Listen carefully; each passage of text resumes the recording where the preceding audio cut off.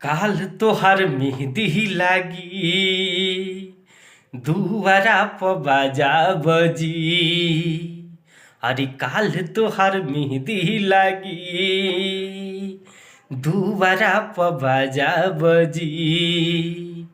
खिड़की से देखी सनम काल हमार अर्थी उठी। ओने तोहर डोली चली एने हमर चिता जली। जल गइल परवाना सोर होई गली गली। तोहार बंधन जुटी हमार दुनिया लूटी। तोहार बंधन जुटी हमार दुनिया लूटी।